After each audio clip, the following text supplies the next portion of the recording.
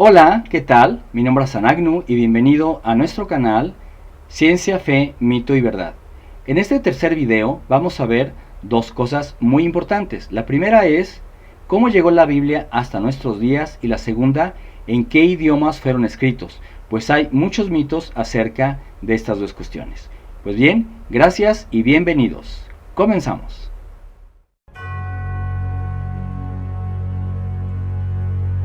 La puerta, fidelidad, Christianismus paganus, la novia perdida de Dios, la esposa elegida por Dios, la muerte de Leviatán, el imperio romano hoy, entrevista con Dios, una luz en la oscuridad, el poder del 7, mandamientos cuánticos, Mía es la venganza 1 y 2.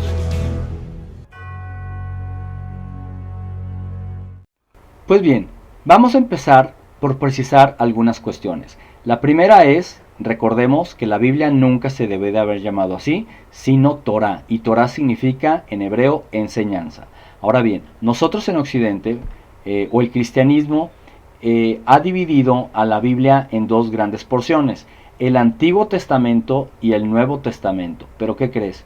Que no son ni antiguos, ni nuevos, ni testamentos, o por lo menos desde la versión hebraica. Y recordemos que los que de alguna manera tienen la autoridad para nombrar algo fueron los hebreos y los hebreos antiguos. ¿Eso qué quiere decir? Que realmente lo que nosotros conocemos como testamentos son pactos. Y luego no es un pacto nuevo y un pacto antiguo, sino un pacto y una renovación de un solo pacto, pero no tenemos nosotros por qué llamarle antiguo y nuevo. Eso lo vamos a ver un poquito más adelante y créeme que tiene sus implicaciones muy serias.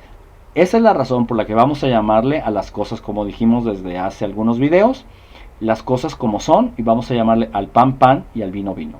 Bien, entonces la Torah la vamos a dividir en lo que nosotros conocemos como Antiguo Testamento, que ya dijimos que es un pacto.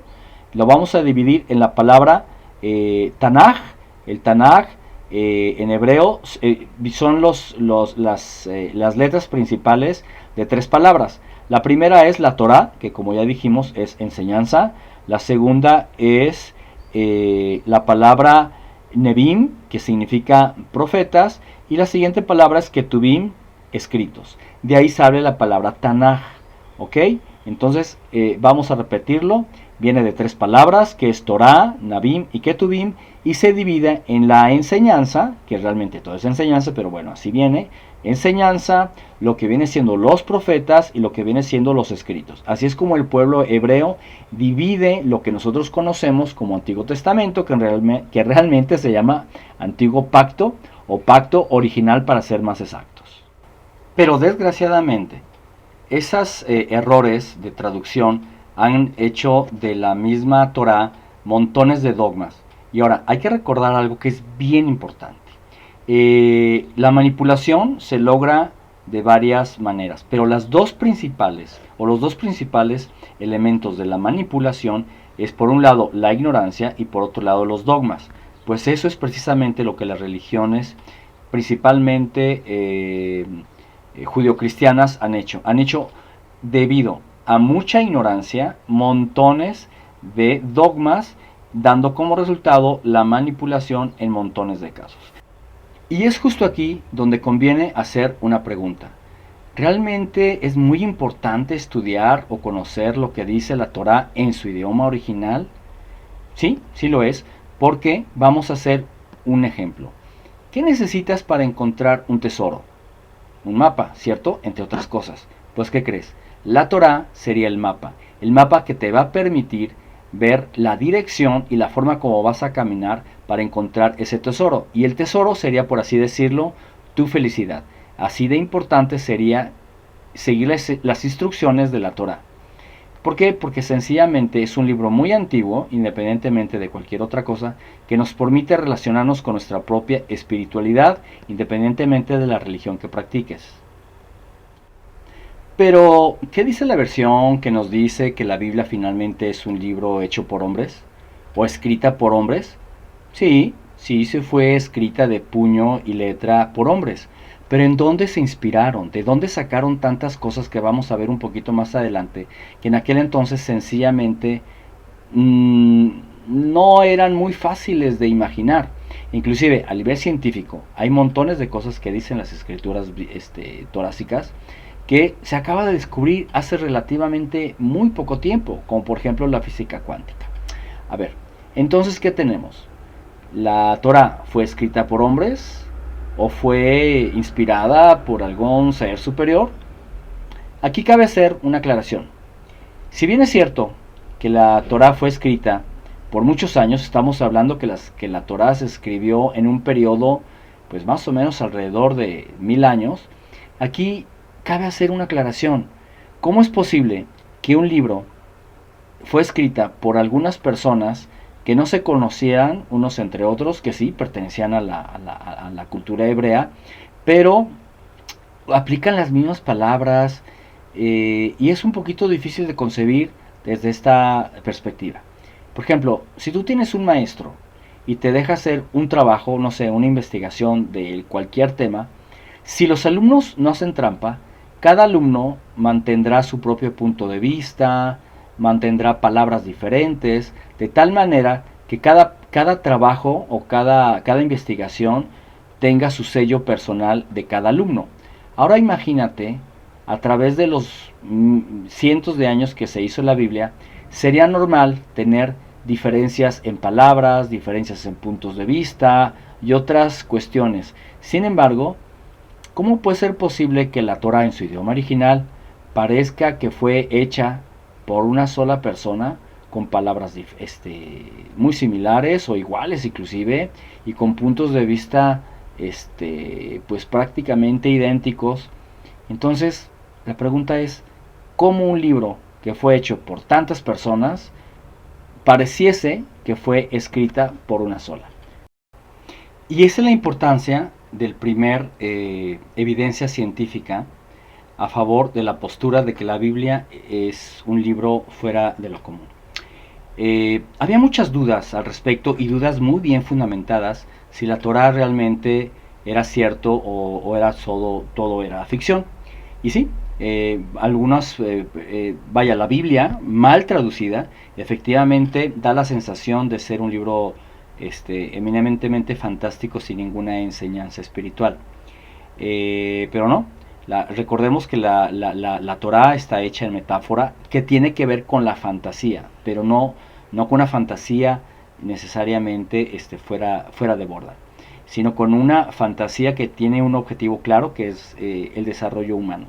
Ahora bien, fíjense, hasta 1947 había dudas muy serias a favor de la veracidad de la importancia de la Torah. Inclusive se hablaba de que había tantas versiones de la Biblia o de la Torah que era razonable si este libro pues se parecía los escritos que se tenían en museos, qué tan originales eran o qué tan parecidos eran con los escritos antiguos. Entonces, ¿qué pasó? En 1947 se hallaron en unas cuevas lo que hoy se conoce como los rollos del Mar Muerto. ¿Qué pasó con estos documentos? Que se los compararon con los escritos que se tenían y eran impresionantemente parecidos. ¿Qué se entiende entonces esto? Que los documentos que se tenían hasta antes de 1947, al momento de encontrarse con los rollos del Mar Muerto, los pudieron comparar y pudieron por lo menos constatar su originalidad en cuanto a que manejaban una misma versión de los hechos. Entonces es bien importante los rollos del Mar Muerto, inclusive hay otros que lo vamos a ver un poquito más adelante, que también son igual de importantes, pero por ahora nos vamos a quedar con que los rollos del Mar Muerto corroboran sobre todo una cosa: la autenticidad de los escritos que teníamos hasta antes de 1947. En cuanto a la diferencia o la discrepancia de que si el pacto nuevo, en hebreo se dice Brit Hadashah, se escribió en griego, en arameo o en hebreo, los últimos descubrimientos postulan definitivamente que no se escribió, por lo menos en la gran mayoría, en griego, sino que se escribió en hebreo y en arameo. Ahora, la diferencia fundamental entre el hebreo y el arameo es el orden de las palabras, pero las palabras son casi las mismas, salvo algunas pocas diferencias. Y que por ejemplo en hebreo se diría el caballo es rojo, en arameo se diría rojo es el caballo, pero se entiende perfectamente, utiliza los mismos signos, las mismas letras. Y bueno, ahora para poder fundamentar el hecho de que sí el Nuevo Testamento, el Nuevo Testamento, un nuevo pacto, se escribió en hebreo o en griego, nos encontramos con evidencias, porque es muy fácil poder decir o contraargumentar que el Brit Hadashah se escribió por primera vez en griego. Así nada más. Hay que fundamentar todo lo que se dice. Ahora, el por qué.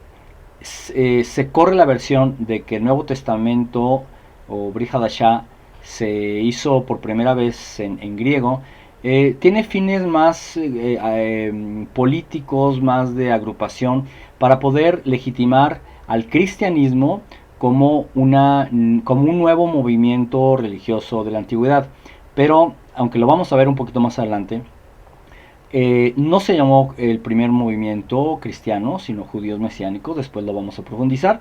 El hecho es que vamos a ver las evidencias a favor que hablan de que el pacto renovado se escribió por primera vez en hebreo.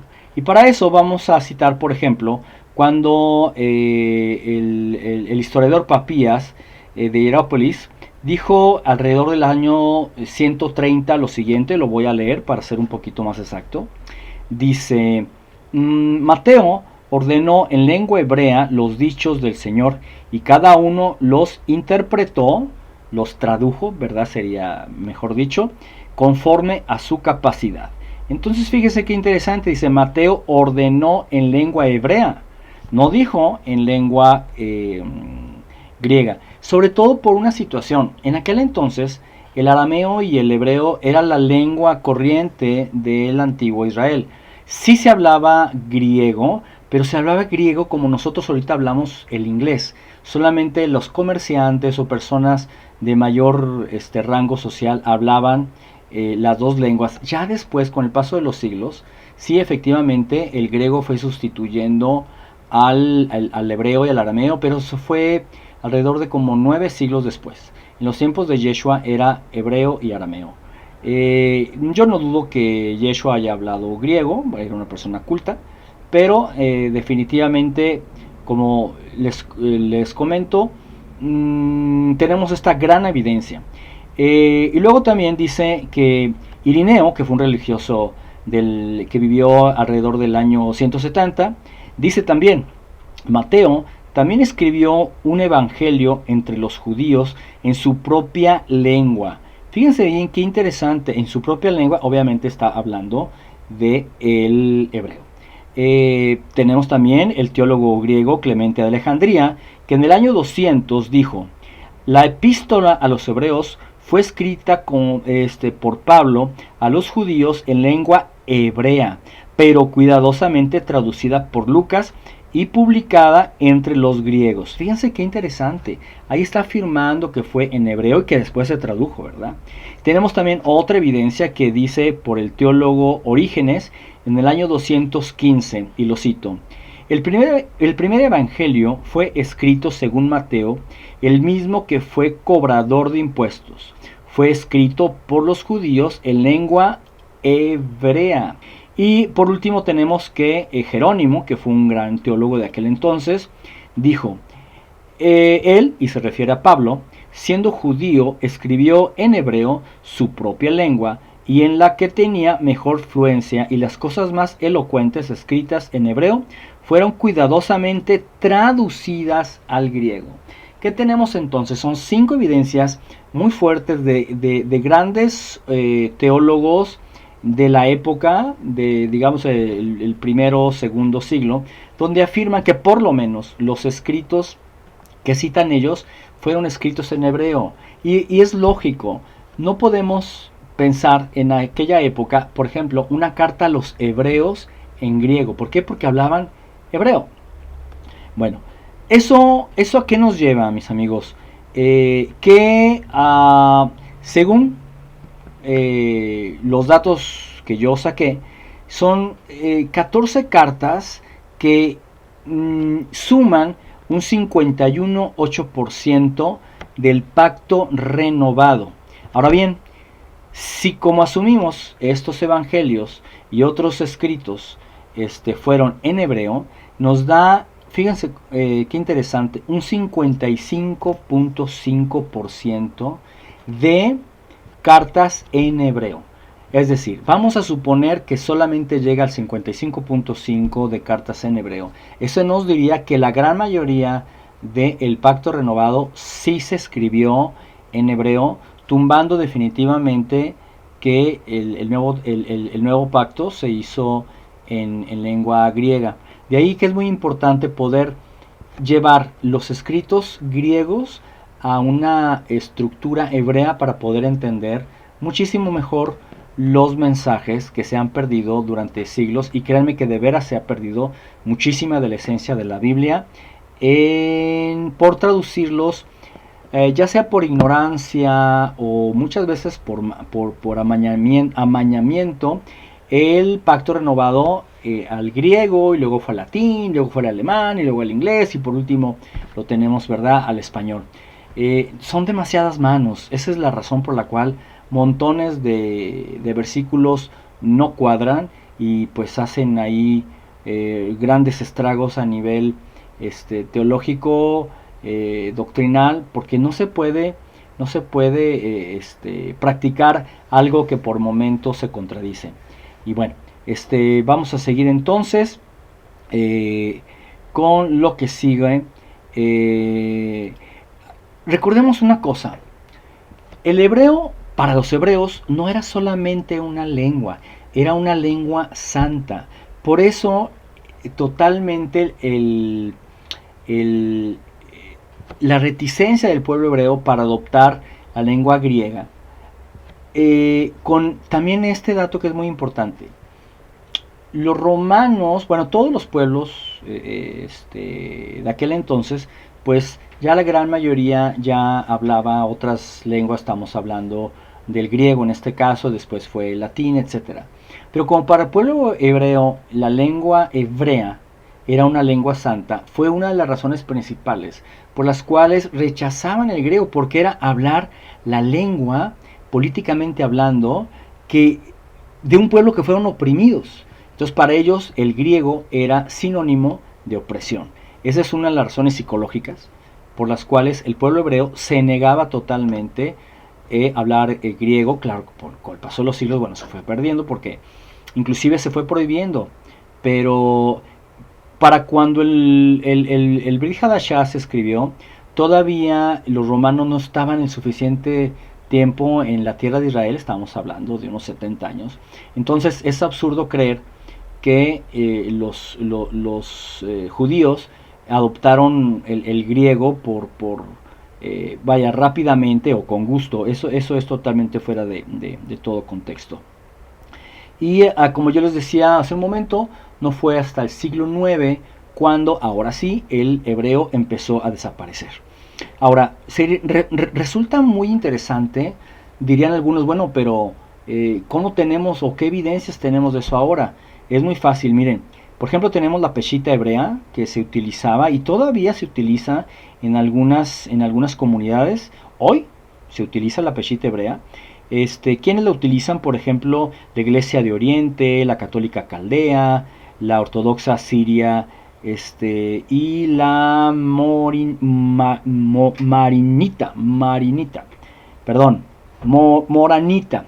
Me cuesta un poquito de trabajo decirlo. Ok. ¿Qué más tenemos? Vamos a ver. El por qué. Hoy casi no se sabe de todo lo que he venido narrando. Es por cuestión política, por cuestión grupal. Porque en la antigüedad lo que se trataba de autentificar era poderle dar al cristianismo primitivo la legitimidad que no tenía, y entonces por eso el religiosismo tradicional de aquel entonces hizo dos cosas que después profundizaremos, pero fue principalmente el asesinato de los líderes judíos mesiánicos de la época y la quema o la desaparición o la confiscación de los escritos hebraicos del Brit Hadashah. De esta manera se podían, digamos, naturalizar, por así decirlo de alguna manera, el nuevo movimiento cristiano, que como yo les digo, realmente el primer nombre que aparece en las escrituras no fue que los cristianos se les llamó cristianos en Antioquía, sino que se les llamaba los Haderim, es decir, los del camino, o otro nombre que se les llamaba serían los judíos mesiánicos, asunto que vamos a ver después. Ahorita nos vamos a quedar nada más con esta información. Espero que les haya sido útil, y en el próximo video vamos a ver las pruebas científicas a favor de las narraciones bíblicas y también todas las críticas que hay acerca de los escritos bíblicos, para poder discernir con mayor certeza si realmente este libro es un libro fuera de lo común, es un libro sagrado, es un libro, pues digamos santo, ¿no? Por así decirle de alguna manera, que también hay que clarificar después lo que significaba en la antigüedad la palabra santo, que nada tiene que ver con lo que hoy se entiende con la palabra santo en español. Gracias por tu atención y espero que nos visites en el próximo video. Gracias y hasta luego.